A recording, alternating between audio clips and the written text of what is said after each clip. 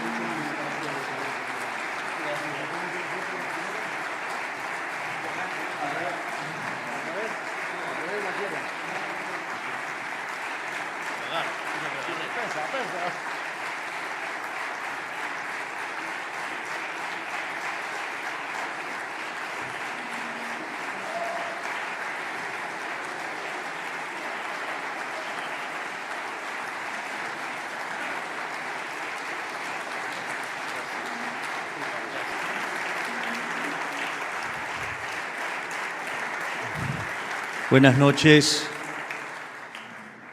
En primer lugar, quiero dar las gracias al Instituto Juan de Mariana por esta enorme distinción. Hace un año, por estos temas de las campañas y demás, con mi hermana nos tocó venir a Madrid y en esas casualidades, o las fuerzas del cielo, o el orden espontáneo, me llevaron a ponerme en contacto con Manuel Llamas. Y por responsabilidad de él, tuve el honor de venir a la cena en la cual se premiaba al doctor Ancho Bastos, a quien tanto admiro, como a otros tantos que ya los voy a mencionar. Y también tuve la suerte que ese día me tocara la mesa Murray-Rothbard. Hoy creo que fue más buscado, porque de hecho, digamos, gracias a leer el artículo de Murray-Rothbard, Monopolio y Competencia, digo, yo me convertí a la escuela austríaca, una versión publicada por el editor, por Libertas, y que había sido traducida por el papá de nuestro prócer de la libertad y claramente uno de mis mentores, el doctor Alberto Venegas Lynch, hijo, a quien tanto le debo y con quien tengo tanta gratitud por todo lo que ha enseñado y por su generosidad para conmigo también, en un contexto bastante hostil en el cual, digamos, fui desarrollando mi presencia en el liberalismo y en la política. Y en ese contexto también quiero dar las gracias por las palabras del profesor Huerta de Soto, quien ha sido tan importante inspirándonos a todos, donde sus clases en YouTube son una verdadera revolución.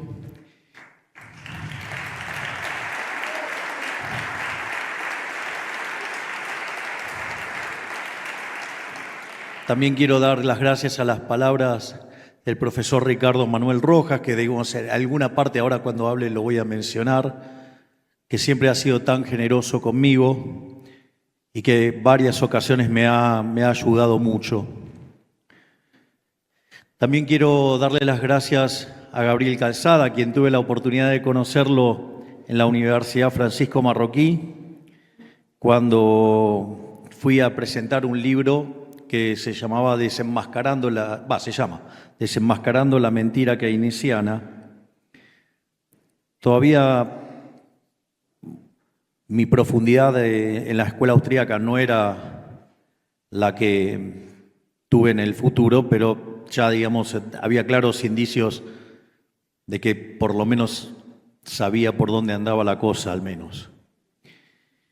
Y en esta charla, para hoy, yo tenía preparado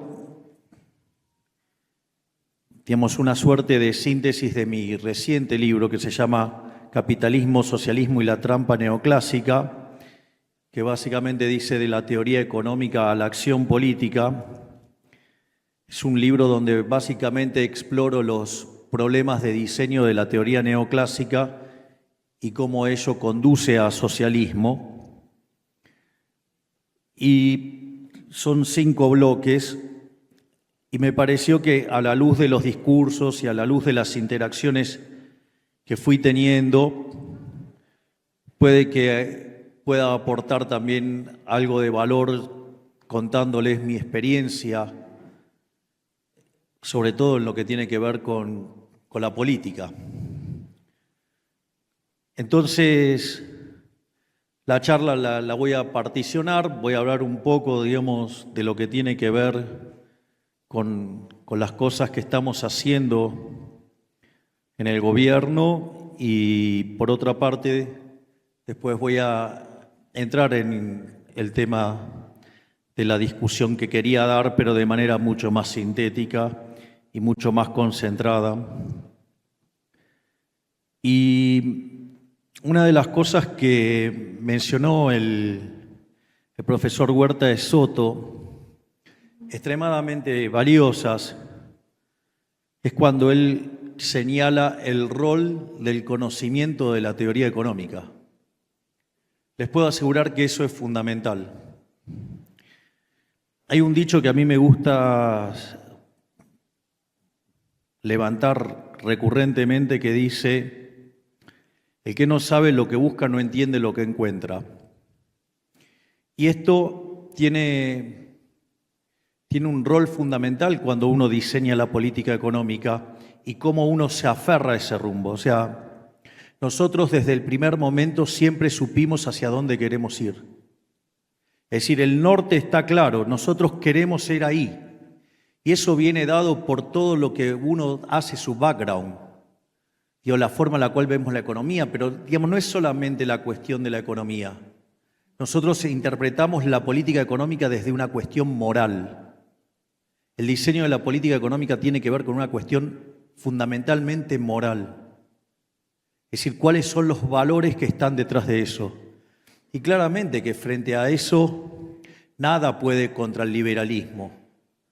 Por eso recurrentemente en nuestros actos de campaña cerraban con la definición del liberalismo de Alberto Venegas Lynch, hijo, con algunas mutaciones que yo le hice, que es esto de: el liberalismo es el respeto irrestricto del proyecto de vida del prójimo, basado en el principio de no agresión y en defensa del derecho a la vida, a la libertad y a la propiedad, y cuyas instituciones son la propiedad privada, los mercados libres de intervención estatal, la libre competencia, pero en el sentido austríaco, no en el sentido neoclásico, la división del trabajo, la cooperación social, y donde solamente se puede ser exitoso sirviendo al prójimo con bienes de mejor calidad a un mejor precio.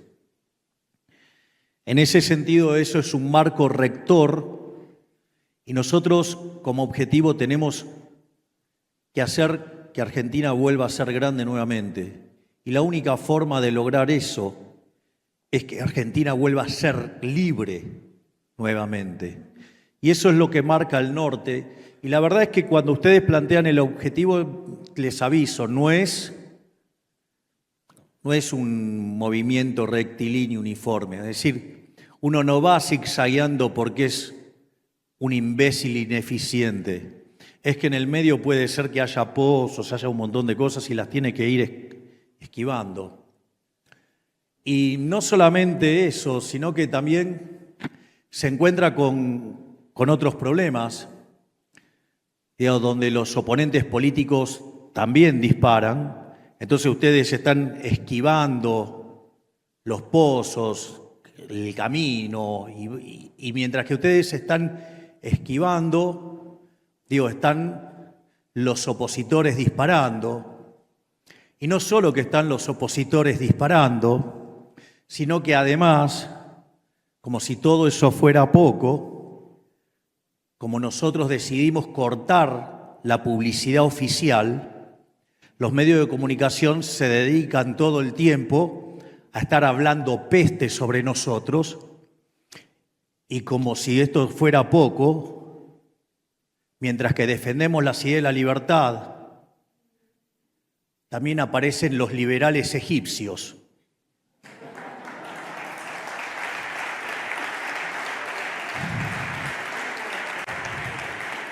Que por un lado hablan de libertad y que por otro lado le venden la patente de corso al mejor postor.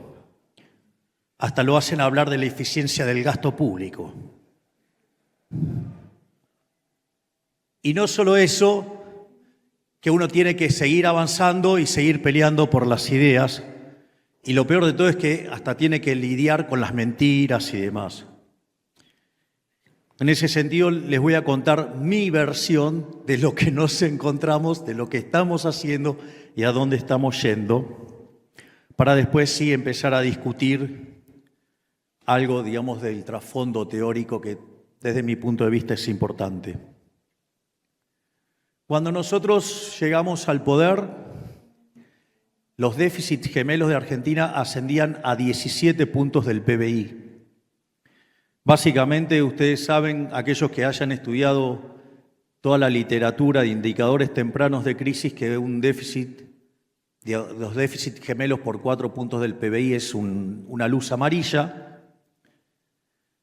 8 puntos del PBI es alerta de cataclismo. Imagínense recibir 17 puntos del PBI de déficit gemelos. Eso es básicamente lo que nosotros recibimos estructuralmente. De esos 17 puntos, 15 estaban en el sector público nacional, donde 5 puntos correspondían al déficit del Tesoro y 10 puntos del PBI en el Banco Central, es decir, el déficit cuasi fiscal. Para tener una idea de los desmadres monetarios que hizo el gobierno anterior, a lo largo de 4 años habían emitido para financiar el fisco 28 puntos del PBI, de donde de esos 28, 13 fueron emitidos durante el último año de gobierno en la aventura electoral en la cual se lanzaron tratando de ganar como fuera. De hecho, entre otras cosas, siendo la campaña sucia más grande de la historia de la humanidad, donde, por ejemplo, un determinado gobierno, al gobierno oficialista, le dio $1.000 millones para gastar en ensuciar al que fuera a correr esa elección. Por eso, digamos, o sea, en algún momento ustedes entraban en YouTube en cualquier parte del mundo, querían chequear, ver un video mío y les aparecía algo diciendo que yo estaba haciendo alguna atrocidad.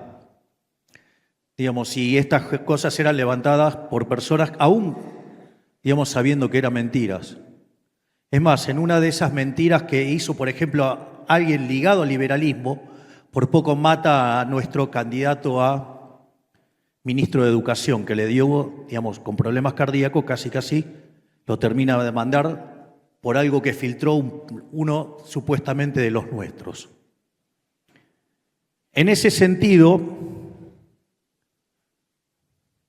lo que quiero señalar es que nosotros la campaña la hicimos con una motosierra, que tenía que ver con el recorte del gasto público, con $1,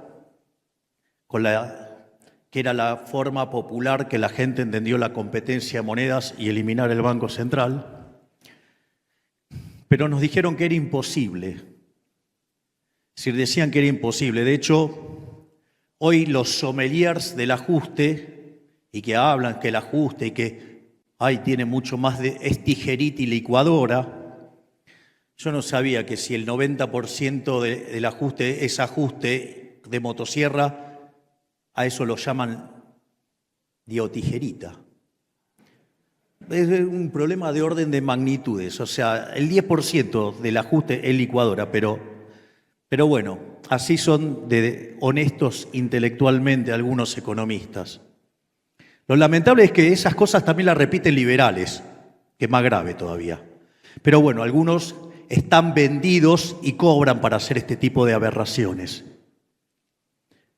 En este sentido, una de las cosas más formidables que nos pasó es que cuando tuvimos la primera reunión de gabinete, cuando empecé a decir lo que queríamos hacer, algunas partes dijeron que lo que yo quería hacer era imposible. Por lo tanto, dije que aquellos que creían que era imposible, que se fueran. Porque si iba, era un día de 40 grados, o sea, si yo iba y le preguntaba al heladero que estaba en la esquina vendiendo helados, también decía que era imposible. Así que a mí no me importaba si me decían que era imposible. A mí me tenían que traer cómo se hacía lo que yo quería hacer.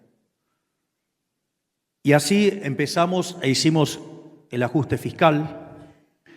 De hecho, hicimos el ajuste fiscal más grande en la historia de la humanidad, no solo el de la Argentina. En el inicio, básicamente, frente al desastre con el que nos encontrábamos, nosotros sabíamos que había que frenar la emisión monetaria. En la primera semana de diciembre los precios crecían al 1% diario, o sea, al 3.700 anual. En los primeros 15 días de diciembre se había acelerado a un ritmo del 7.500% anual. No solo eso, sino que cuando ustedes toman la inflación mayorista, que es un indicador anticipado de la inflación, de hecho la inflación de diciembre fue del 54%. Eso anualizado da 17.000%. Entiendo, digamos, que la inflación del 3,5 del último mes es un número espantosamente alto y que significa que anualizarlo el 50% anual. Pero la verdad que pasar de 17.000 a 50% anual, sin tener la hiper en el medio que licúe los saldos reales, sin tener controles de precios, sin fijar el tipo de cambio y sin tener expropiaciones, vaya que es una aventura increíble.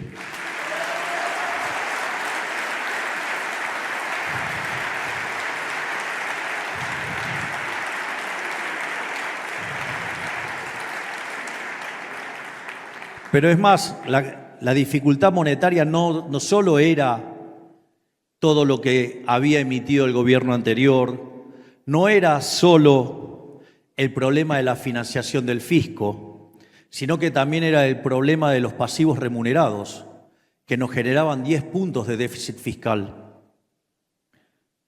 Y en ese sentido, también tuvimos que tomar estrategias bastante difíciles, donde los pifiadores seriales que hoy siguen criticando le erraron, pero ninguno reconoce que le erró, porque nosotros, en lugar de buscar de ir a una tasa de interés real positiva, lo que nosotros buscamos es arbitrar con la moneda extranjera, con el dólar, contra la que los argentinos sustituyen.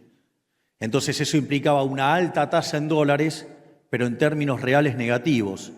Y si la estabilización funcionaba, nos iba a permitir además bajar fuertemente los pasivos remunerados.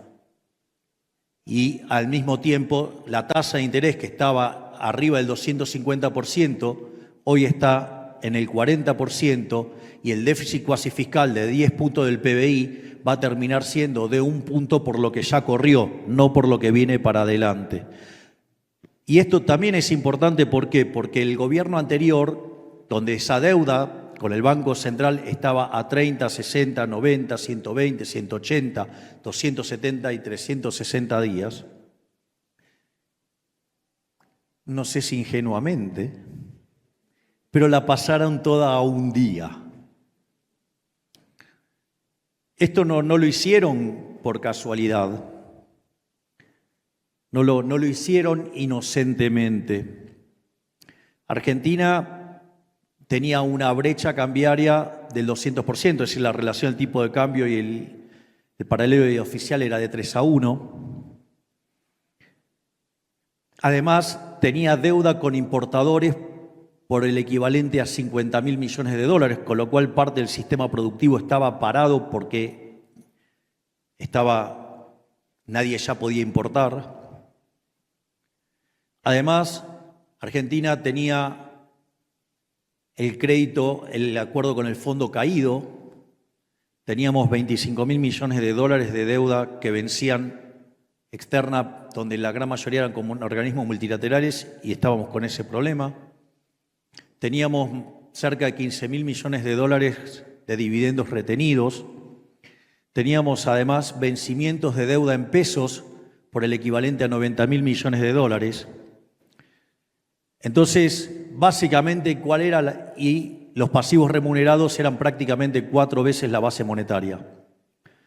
Por lo tanto, ¿cuál era la gran apuesta del gobierno anterior? Es que nosotros no fuéramos liberales libertarios, sino que fuéramos liberales libertarados.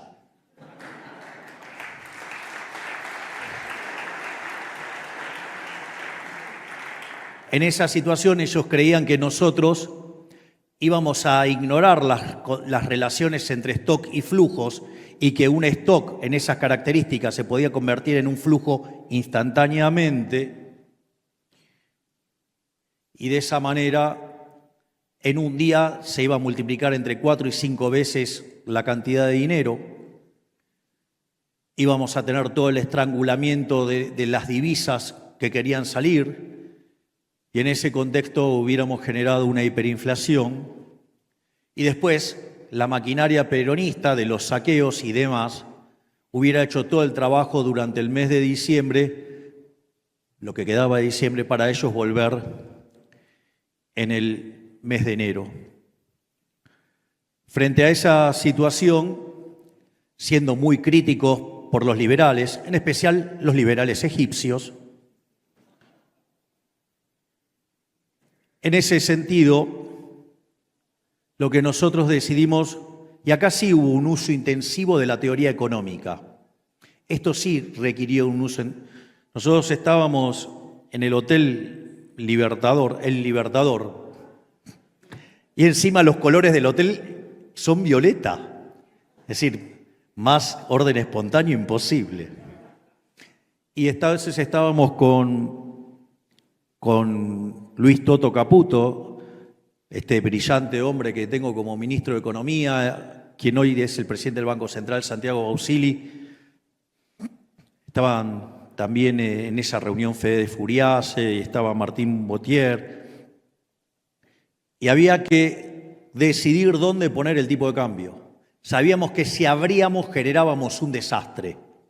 Sabíamos que íbamos a ser castigados por los liberales libertarios o aquellos que omiten el problema de los stocks, les valdrían bien el otro apodo. Y una de las cosas, el consenso de mercado, tan fatalmente arrogante, decía que había que poner el tipo de cambio en 600 y que en función de eso, dado ese 600,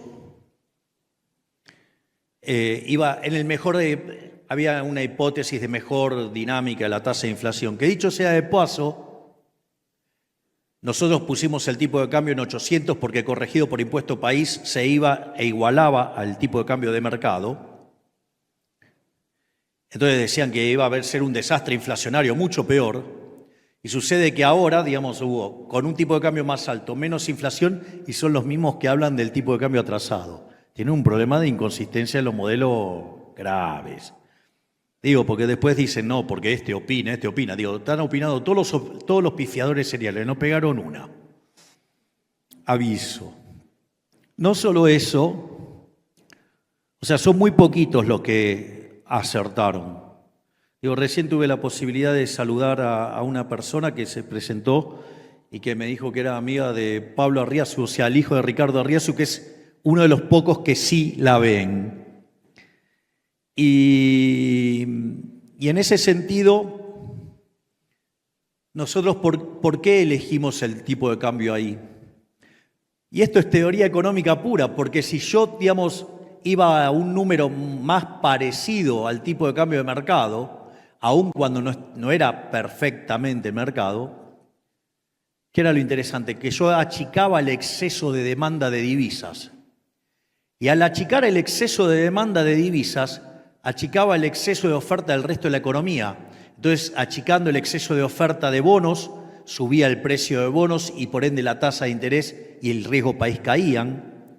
Por lo tanto, el nivel de actividad económica también se achicaba la diferencia entre ahorro e inversión y por tanto se achicaba el exceso de oferta de bienes y por ende la actividad caía menos. No solo eso, sino que además el exceso de oferta en el mercado de trabajo también se hacía menor y por ende el salario real caía menos. Y esto es interesante porque cualquier persona que uno le hubiera dicho que en 6 meses íbamos a hacer un ajuste fiscal de 15 puntos del PBI, nos hubieran dicho que íbamos a volar por los aires. De hecho, nosotros teníamos un desequilibrio monetario peor que en la previa de la crisis del Rodrigazo en el 75. La situación del balance del Banco Central era peor que la que tenía el Banco Central en el año 89, previo a la hiperinflación del Alfonsín. Y los indicadores sociales eran peores que los de la convertibilidad, al final de la convertibilidad en el 2001. Por lo tanto, no solo que teníamos todas las condiciones para que fuera la crisis más importante de la historia argentina, porque combinaba los 3 elementos de las 3 peores crisis de Argentina, sino que además teníamos estructuralmente cierta debilidad en materia de estructura legislativa y estructura de poder. Y eso también es muy interesante, ahora voy a hacer alguna reflexión sobre eso. Y en ese contexto, fíjense, nosotros haciendo un ajuste de estas características, el PBI en el primer trimestre cayó 7%. Claro, uno dice, no, es tremendo. Ahora, cuando ustedes toman la crisis de la convertibilidad, durante el 2002, el PBI cayó 10,9%, o sea, casi 11%. Pero en el segundo trimestre, que es donde toma todos los ajustes, el PBI cayó 16%. Es decir, que el uso de la teoría económica nos evitó por lo menos 10 puntos más de caída del PBI. Y eso en términos sociales no es menor. Porque también nosotros hicimos toda una revolución en lo que tiene que ver con la cuestión social. Nosotros sabíamos que el ajuste iba a ser muy duro, sabíamos que iba a ser recesivo porque cuando uno hace un ajuste aumenta el ahorro y si no hay una contrapartida de inversión, la actividad va a caer y eso se iba a sentir en términos de empleo y en términos de salarios reales y ya veníamos con un nivel de pobres e indigentes muy alto. Por lo tanto, hubo una duplicación de la asignación universal por hijo, hubo duplicación del plan alimentar para que no le falte el alimento a los chicos, un plan que se llama 1000 días, que darle asistencia a las mujeres embarazadas. Además, se le dio contención a los alumnos, a los chicos para que pudieran tener útiles.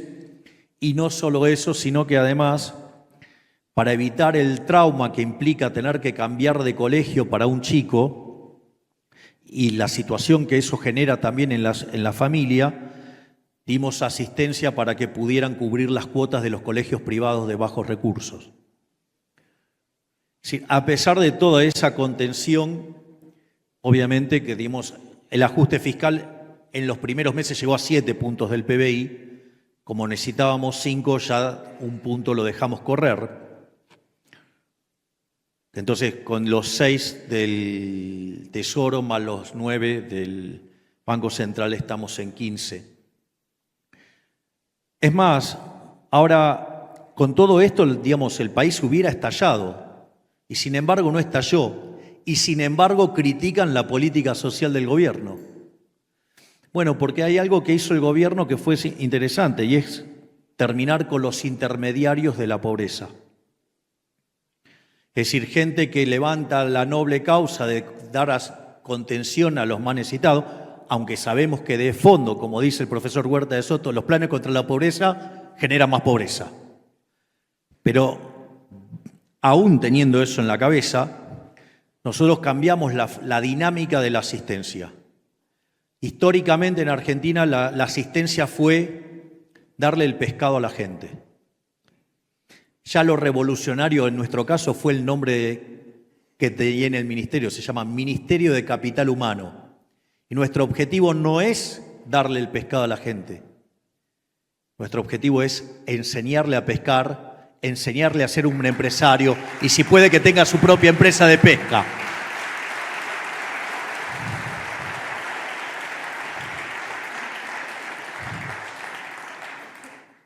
Y en ese contexto también hubo algo muy interesante. Aviso porque, digamos, si ustedes miran por los diarios o se informan con los medios de comunicación o con analistas tendenciosos, han criticado a la ministra de Capital Humano enormemente. Se creen que, digamos, porque además la ministra de Capital Humano tiene un defecto, es amiga mía. Entonces, tiene otro que es ser honesta. Entonces creen que yo tendría problemas en echar a alguien de mi gabinete porque es amigo. Bueno, el jefe de gabinete que fue eyectado, digamos, hacía 18 años que era amigo mío. No cumplió los objetivos, se fue, pista. Acá, digamos, es cumplir los objetivos. El que lo cumple, lo cumple. Y el que no lo cumple, por más que lo conozca hace 20 años, 30, afuera.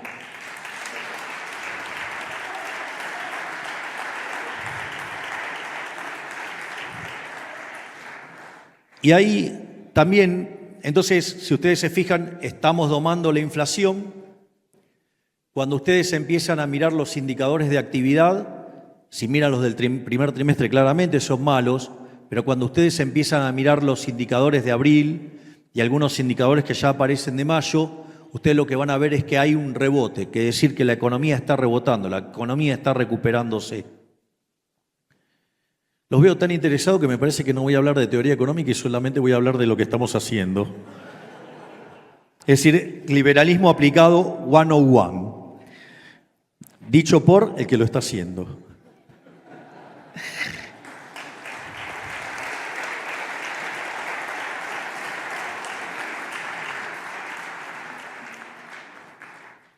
Ya está, se acabó la tentación, así que ahora voy a hablar de lo que estoy haciendo. Y en ese sentido también hubo algo muy interesante. Una de las cosas que descubrió la ministra de Capital Humano fue que si bien cuando se daban los planes sociales se les daban una tarjeta, cuando se daban esa tarjeta uno creía que el beneficiario lo cobraba entero. Bueno, les aviso que no. ¿Cómo funcionaba? Cuando ustedes recibían ese programa, ustedes después tenían que certificar que habían trabajado. Y cuando iban a buscar esa certificación, ahí se quedaba la mitad. Entonces, nosotros sabiendo que el primer trimestre iba a ser muy duro, una de las cosas que hicimos, una gran acción de la ministra de Capital Humano, fue justamente quitarle la obligación de la prestación. Bueno, esa situación fue bastante complicada, no para la gente que ahora iba a recibir el doble de dinero. Y es por eso que instantáneamente, cuando nosotros hicimos esto, los gerentes de la pobreza anunciaron una marcha masiva. En esa marcha masiva, nosotros teníamos la información, ellos estaban planeando juntar 100.000 personas. Decían que iban a ir 50.000 para después mostrarlo como un gran logro que iban 100.000. Entonces, se imaginan que cuando la ministra de Capital Humano hizo esto, la cantidad de cosas que salieron a decirlo, al final, que este es un gobierno liberal, digamos, termina siendo populismo, o populismo de derecha. Y en realidad era cortarle el curro a los ladrones, ¿sí?, de los gerentes de la pobreza. Y en ese contexto salen a hacer una marcha.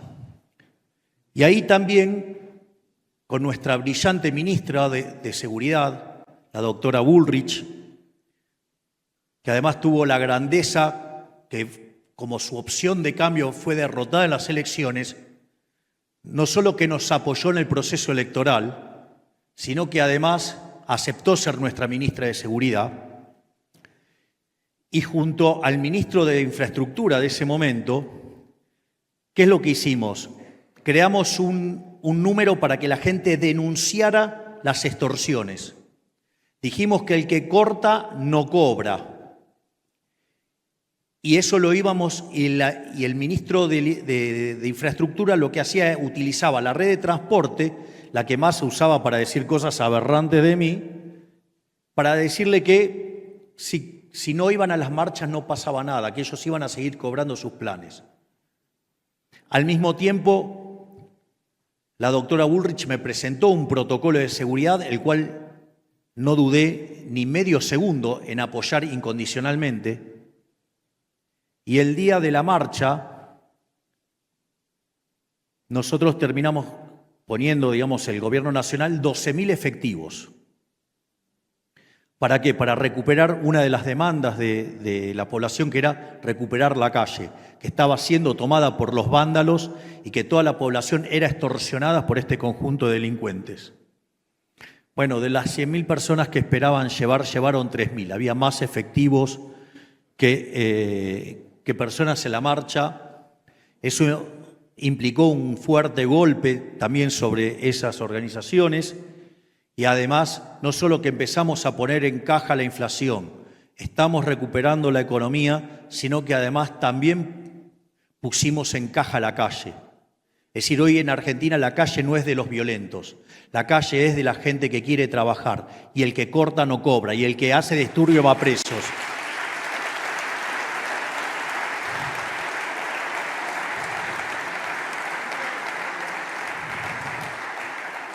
Pero no solo, digamos, es una cuestión de lo que nosotros estamos planteando en términos de lo que sería de la estrategia de estabilización y lo que tiene que ver con la estrategia de poner el control en las calles. Nosotros también dijimos que íbamos a apuntar a recuperar el crecimiento económico y que obviamente, digamos, eso implicaba hacer una reforma del Estado. Bueno, lo primero que hicimos fue bajar la cantidad de ministerios a la mitad, que muy a mi pesar, porque me hubiera gustado que otro fuera mi video más popular en el mundo, es afuera. Y ese es el video más popular de los que tengo, que todo el mundo, pero se volvió, a lo igual que no hay plata. Digamos, esto es muy interesante lo que pasa con el no hay plata. Los distintos políticos de distintos pelajes o están perdidos totalmente porque, digamos, son socialistas de lo más rancio, o son socialistas cool, o sea, keynesianos. Digo, todos tipos que ignoran la restricción de presupuesto. Miren, les voy a contar algo. Había algo que, como cuando era diputado, que me producía una cosa tremenda, me ponía de tremendo mal humor, y es que nos asignaban tiempos para hablar, o sea, cada cual, en función del tamaño del bloque que tenía, iba teniendo, digamos, una determinada cantidad de tiempos.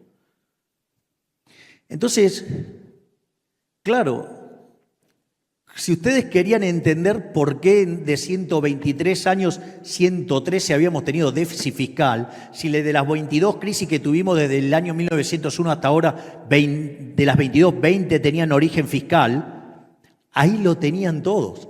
En la Cámara donde se vota el presupuesto, ninguno respetaba la restricción de presupuesto. Si le daban 5 minutos, hablaban 10. Si le daban 10, hablaban 20. Son unos violadores sistemáticos del presupuesto. ¿Cómo no iban a hacer el desastre que hicieron?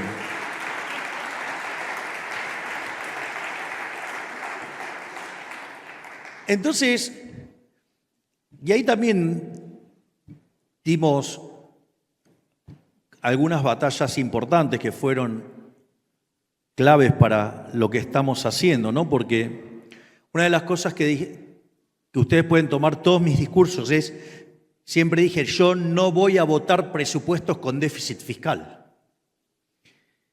Y explicaba que, por ejemplo, si ustedes tienen déficit fiscal, y esto por eso es tan importante el tema de los valores, si ustedes lo votan con endeudamiento, eso es profundamente inmoral. porque en realidad lo que están diciendo es que la fiesta de hoy se paga con impuestos futuros.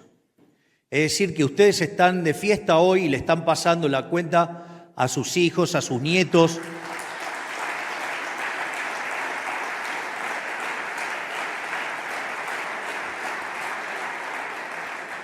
Y en lugares donde está vigente la agenda asesina del aborto, hasta gente que ni siquiera nació, podría llegar a ser el extremo.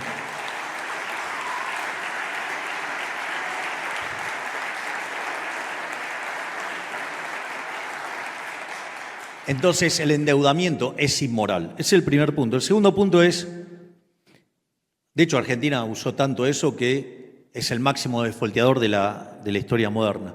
Dicho sea de paso, nosotros recibimos el país con 2.900 de punto de riesgo país, llegamos a bajarlo a cerca de 1.150 hasta hace unas pocas semanas, donde la política, que no solo no ayuda, sino que además trata de destruir, nos hicieron saltar el riesgo país a 1.600, ahora de vuelta está bajando, porque bajo ningún punto de vista voy a entregar el equilibrio fiscal, o sea, me van a tener que matar para, digamos, o sea, me van a tener que sacar de la Casa Rosada para que haya déficit fiscal, porque no se los voy a entregar.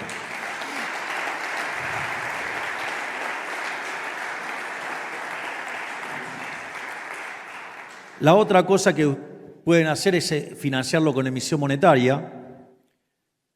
No por nada Argentina le sacó 13 ceros a la moneda, tuvo 2 hiperinflaciones sin guerra, podríamos sacarle 3 ceros más. También es inmoral. Como dice el brillante libro del profesor Ricardo Rojas, la inflación es un delito. En realidad el verdadero delito, y eso lo plantea muy bien el profesor Rojas, es la emisión monetaria, el señoriaje. Es decir, porque esos economistas que dicen, no, ustedes pueden emitir hasta, no sé, lo que crece la demanda de dinero, y si fuera lineal con el PBI, entonces, en cuanto crece el PBI, eso es una farsa también. Es un delito también, es una estafa. Porque que la inflación sea cero no quiere decir que no hay estafa. Porque si no hubieran emitido, hubiera habido deflación y eso le hubiera devuelto el dinero a la gente. Y esa sí que es una política bien pro pobres. Sin embargo, los pseudos progresistas les gusta emitir dinero a lo loco. Entonces, en ese punto, nosotros, en el saneamiento que hicimos del Banco Central, hoy prácticamente ya les digo que el cuasi fiscal es cero, de acá para adelante es cero. Quedaban cerca de 18.000, teníamos una base monetaria de 15 billones de pesos y teníamos pasivos remunerados por 18 billones. De esos 18 billones, 12 estaban en bancos públicos, 7 en el Banco Nación, donde gran parte de esas tenencias del otro lado son del Tesoro Nacional. Lo que tiene que ver con la provincia de Buenos Aires, que son 3 billones, tiene tanto déficit fiscal el soviético de la provincia de Buenos Aires que usa el Banco Provincia y por lo tanto esa no lo puede tocar. Y el resto, digamos, está mayoritariamente con el gobierno de la ciudad, con quien tenemos una excelente relación. Entonces solamente nos queda un problema de 6 billones. La última colocación de letras para hacer la mutación desde el central a el Tesoro ascendió a casi 6 billones de pesos. Están casi contra las cuerdas que los tenemos knockout.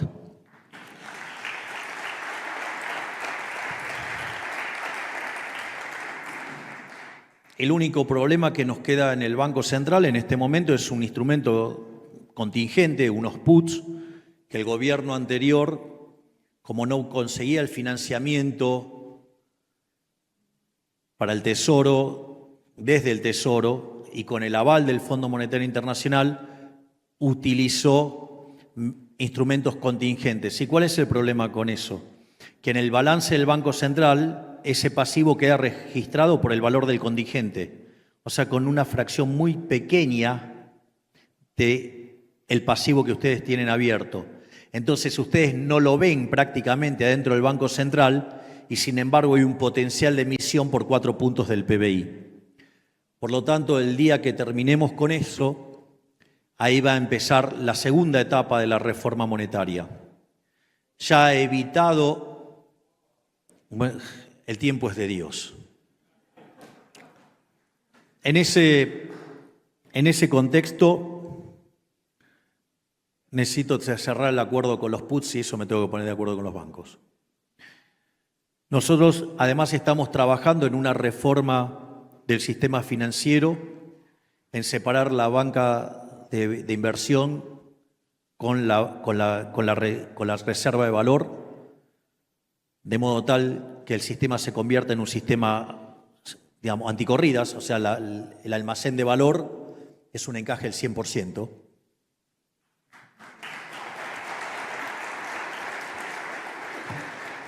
Y en la banca de inversión ustedes van a tener títulos y se va a ir acomodando, se iba en función de cómo fluctúen los precios. Por lo tanto, se terminaron las corridas. Entonces, cerrado el grifo fiscal, cerrado el grifo financiero, cerrado el grifo externo, porque el tipo de cambio va a ser libre, vamos a ir no solo a un sistema de libre competencia de monedas, sino que al mismo tiempo vamos a declarar la emisión monetaria un delito de lesa humanidad.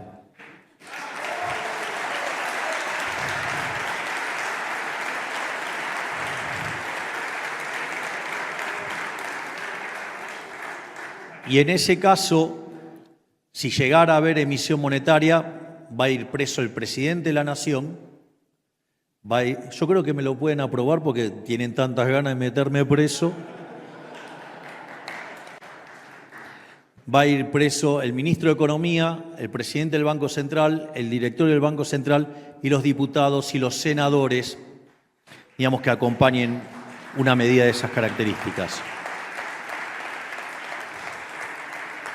Dicho esto, lo que va a suceder, ustedes me pueden decir, no, bueno, pero digamos, Argentina violó sistemáticamente las leyes. Es cierto, pero al ser caratulado de delito de lesa humanidad, es imprescriptible. Entonces puede venir un gobierno y cambiarlo, pero atrás puede venir otro liberal y meter preso a todos los delincuentes.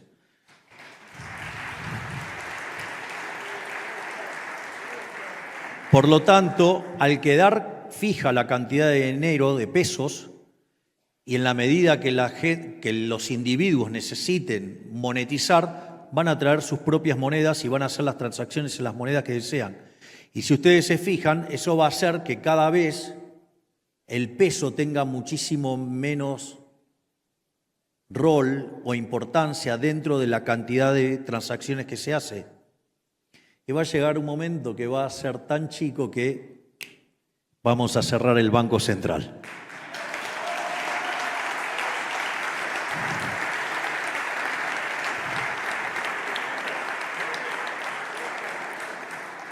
Finalmente, voy a hablar sobre el programa de crecimiento económico. Voy a hablar sobre la transición y voy a hablar sobre las reformas. Una nota de color, porque hay muchos libertarios egipcios que dicen que nosotros estamos aumentando la presión fiscal. Entonces dice, Milei no es liberal en eso, porque subió los impuestos. Bueno, vamos contra esos mentirosos. Si yo tenía 15 puntos de emisión monetaria, 15 puntos de señoriaje, que es robo directo sobre los argentinos, y solo me llevé 1,5 puntos de impuesto país y le devolví a los argentinos 13,5 puntos, ¿aumentó la presión fiscal o bajó en el neto? Aprendan a hacer las cuentas, burros.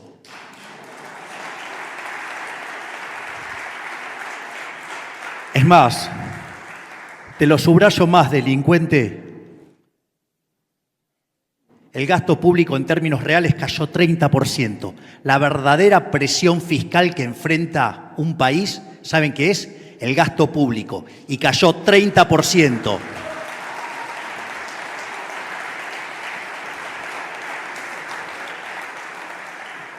Por lo tanto, estamos corriendo al estado del medio. ¿Y por qué es importante esto? porque ahora hay 15 puntos del PBI que se los comía el Estado y ahora se convierte en ¿qué? En el ahorro que vuelve a la inversión. Por lo tanto, la inversión va a ser financiada por ese ahorro. Pensar que cuando nosotros llegamos al poder se hablaba de la hiperinflación. El 85% de los argentinos creía que iba a haber una hiperinflación. Hoy menos del 20% cree que puede haber una hiperinflación. De ser el problema más acuciante de la Argentina, la inflación, hoy pasó a estar en tercer lugar. Que me vengan a decir que no se puede, porque sí se puede.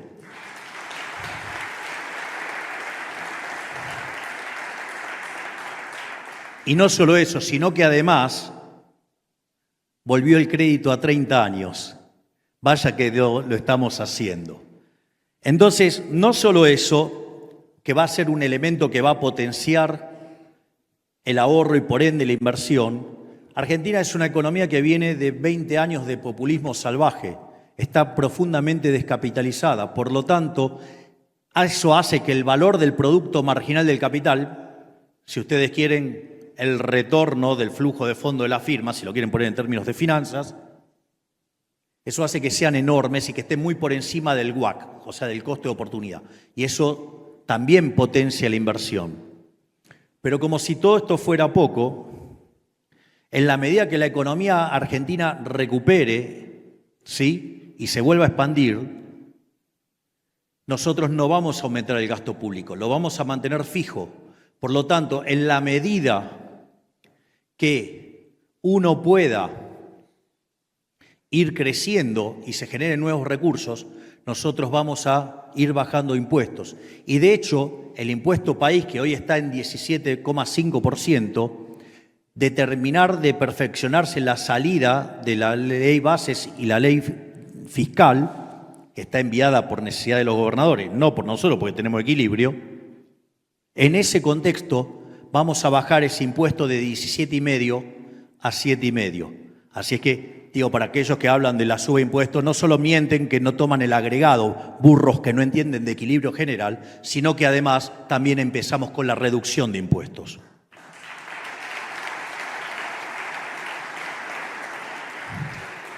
Por otra parte, hay gente que dice que no tenemos un programa de largo plazo.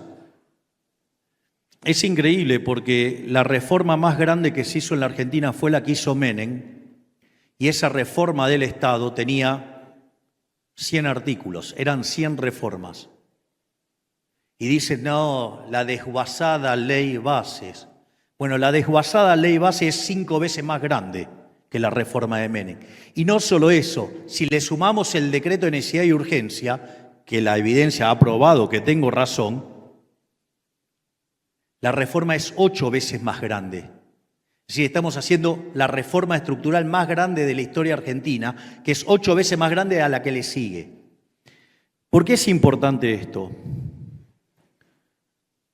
Porque aquellos países que son más libres son 12 veces más ricos que los que son reprimidos. Crecen más que el doble, tienen 25 veces menos de pobres en el formato estándar, 50 veces menos en el formato extremo. Entonces, ¿por qué es tan importante? Esto es muy importante porque estas reformas lo que va a hacer que Argentina en el índice de libertad económica escale 90 puestos. Es decir, que Argentina entraría en un sendero de crecimiento que podría hacer que en un determinado periodo de tiempo, llamemos 35, pongan 40 años, nos podríamos convertir en un país como Alemania. Sin embargo, tengo algunas noticias extras para decirles. No, a mí no, parecerme a la libertad económica de Alemania no me gusta.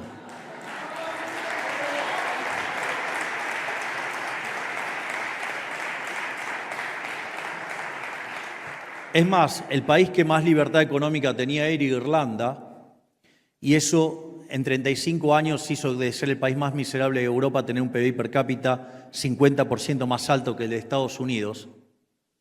Pero la verdad, ¿sabe qué? Nosotros tenemos pendiente todavía 3.200 reformas estructurales más, y no solo que vamos a ser libres como Irlanda, vamos a ser el país más libre del mundo y vamos a ser el país más próspero del mundo.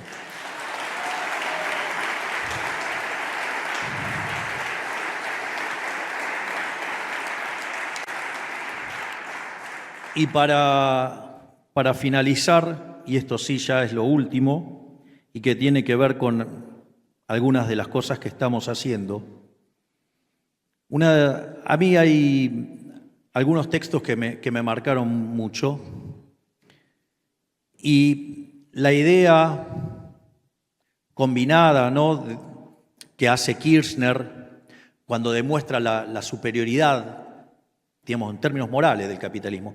Porque es interesante cómo arranca ese libro. Kirchner dice, sí, la superioridad productiva del capitalismo respecto al socialismo es innegable, pero si estás construido sobre bases injustas, no vale la pena defenderlo, no importa que sea más productivo. Está construido sobre algo injusto, entonces no vale la pena. Entonces él avanza en demostrar que además es el único sistema justo.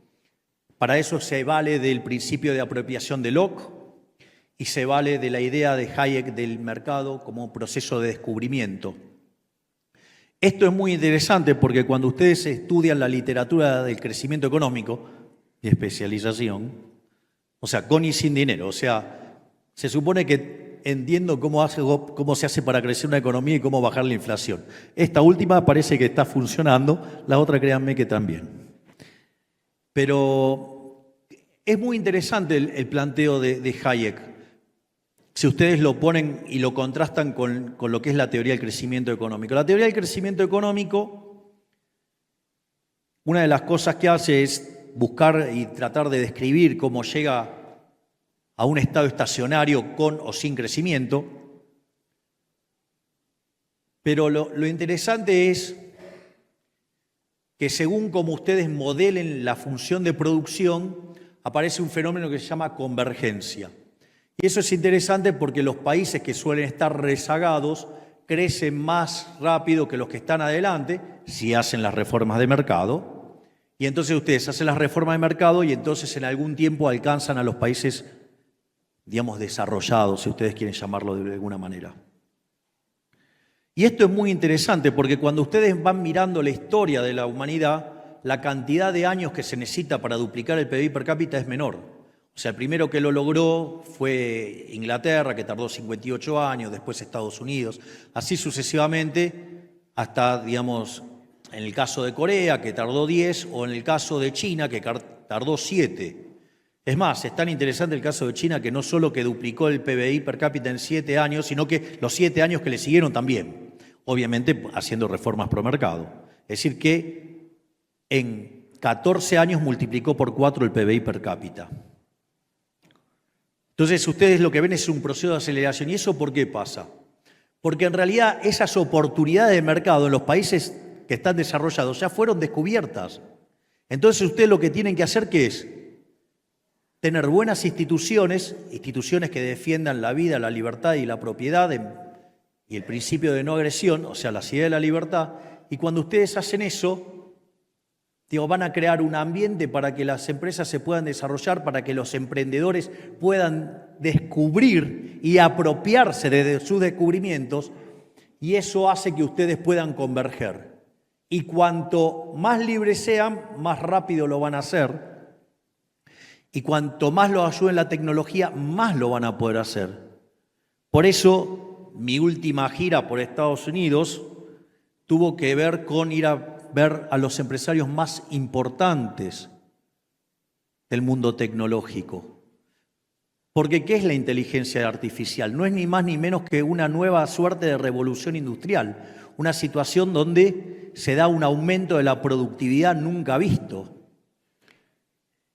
Y eso, el único riesgo que tiene eso, digamos, todos habrán leído Hazlitt, por ejemplo, cuando dice el odio a la máquina. Bueno, ustedes escuchan, la mayoría de los políticos parece que estuvieran recitando el odio a la máquina, ¿no? O sea, digamos, la falacia ludita. Y es interesante porque están basados en todos un montón de mitos que son todas mentiras, que la escuela austríaca sabe que son todas mentiras. Y con eso lo que hacen es regular. Pero ¿qué es lo que pasa? Ustedes cuando ustedes regulan, esto en economía es el problema de las no convexidades. Digamos, son esos problemas que nos inventamos en la cabeza los economistas para determinar determinadas propiedades normativas, llámese óptimo de Pareto, en nuestros modelos de equilibrio general, y que en realidad no tienen nada que ver con la vida real. Si por eso para mí fue muy revelador el artículo de Murray Newton Rothbard, ¿no? Digamos, o sea, monopolio y competencia, donde me di cuenta que después de dar 25 años de clases de microeconomía, todo lo que había enseñado de estructura de mercado estaba mal. O sea, digo, fue más productiva esas 3 horas para leerme esas 140 hojas que todo lo que había estudiado antes. Pero, bueno, no por nada uno de mis hijitos de 4 patas se llama Murray.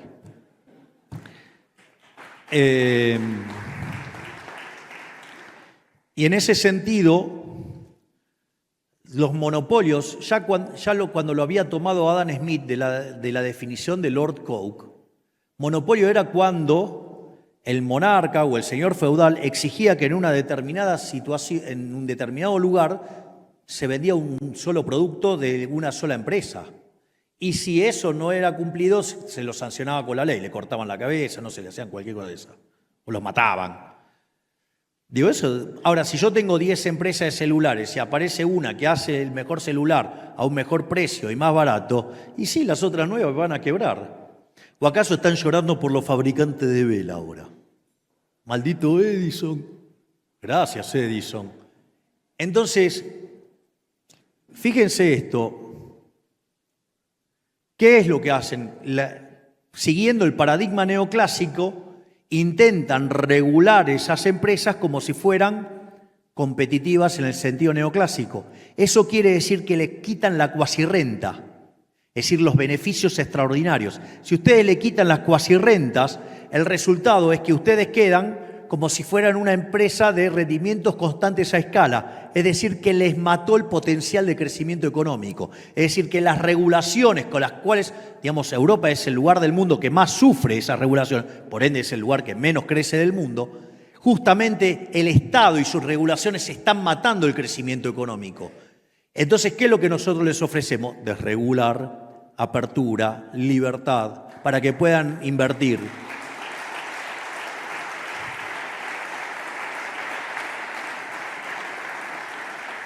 Por lo tanto, abrazando las ideas de la libertad, ¿sí?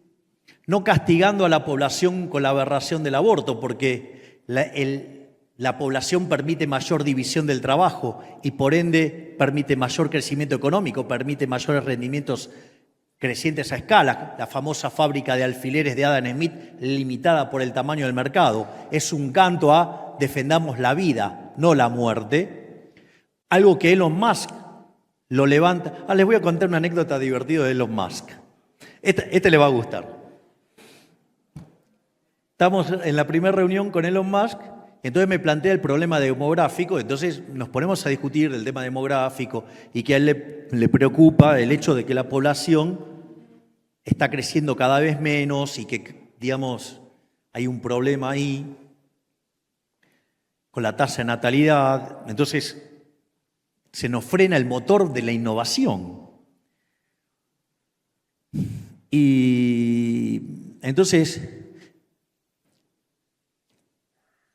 él, digamos, propone revertir el lavado de cerebro que se hizo en la población, digamos, con todo lo que fue el Club de Roma, que son los que, digamos, ahora se desclasificaron los archivos de Nixon, digamos, donde proponían como una cuestión científica, o sea, porque hoy son los elevados los que proponen el aborto. Lo que no saben que es una agenda que si ustedes van y miran el libro del Éxodo, la Torá, o sea, Shemó, o sea, el Pentateuco del Antiguo Testamento, digo, ya, digamos, eso se aplicaba ya desde hace rato, o sea que no tiene nada de moderno, digamos, hacerse el canchero pro-choice.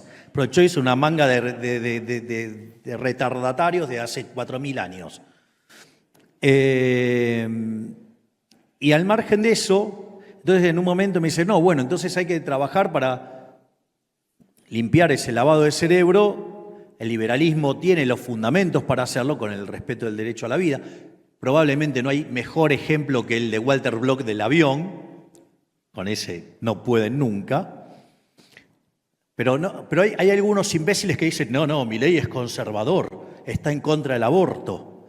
No, Milei es liberal de verdad, no es un asesino, que está a favor del asesino en el vientre de la madre.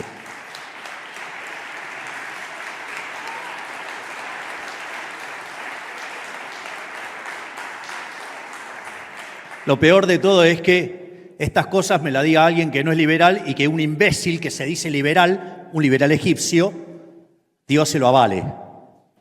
Pero al margen de eso, me dice Musk, bueno, hay que empezar a traer hijos al mundo. Digo, bueno, está bien, me parece bárbaro. Bueno, me dice, bueno, ¿y como por casa cómo andamos? Bueno, dije, mire, yo tengo hijos, tengo 5. Sí, me dice, pero los de 4 patas no cuentan. Así que además Elon Musk no solo que es un... Miren qué fabuloso, esto en un tramo de la charla dice, y eso explica por qué es exitoso y eso es festejable y ponderable. Dice, yo me levanto todas las mañanas pensando en qué problema le puedo arreglar a la humanidad. Y esto es el benefactor social de que nosotros hablamos, el empresario exitoso es ese. Por lo tanto, lo que quiero decir es lo siguiente, abrazando las ideas de la libertad y utilizando la tecnología, ¿saben qué? Podemos recrear el paraíso en la tierra, pero ese paraíso en la tierra solo va a ser posible abrazando las ideas de la libertad. Muchas gracias y ¡viva la libertad, carajo! ¡Viva la libertad, carajo! ¡Viva la libertad, carajo!